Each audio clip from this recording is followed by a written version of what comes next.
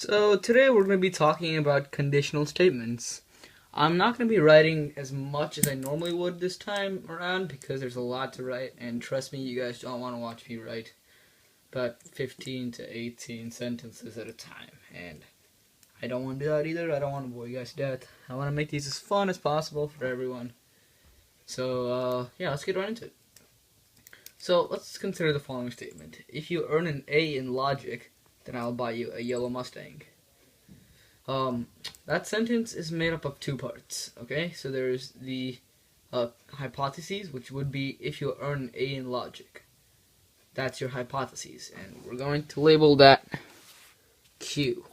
Or sorry, P, that's hypothesis P. And then I'll buy you a yellow Mustang would be your conclusion, and we label that Q. So what this statement is saying is this: if P is true, then Q is true, or quite simply, if P, then Q. You can also say P implies Q, which is what I like. P implies Q. Now, let's suppose that the original statement is, if you earn an A in logic, then I'll buy a yellow Mustang is true. I mean, this obviously doesn't mean that you'll earn an A in logic. All it says is, if you do so, then I will buy you a yellow Mustang. Think of this as a promise, alright? And the only way that it can be broken is if you earn an A, and I do not buy you a yellow Mustang. In general, we use this idea to define the statement P implies Q. So here now I've constructed a truth table.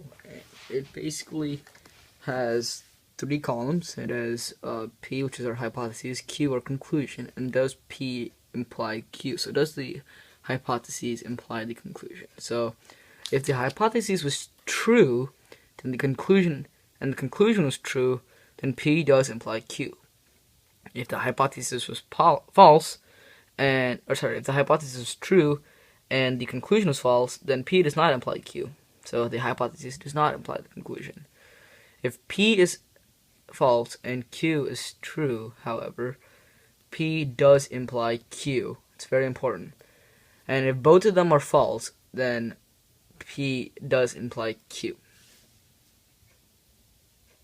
If you are having some trouble understanding this truth table, I've looked up some examples. So here, example 1, true implies true is true. So but all three of them are true. So if 1 plus 1 equals 2, then the sun rises in the east. In this case, both the hypotheses is true because 1 plus 1 does equal 2, in fact, and the sun does rise in the east, which would be our conclusion. Therefore, the hypothesis implies the conclusion.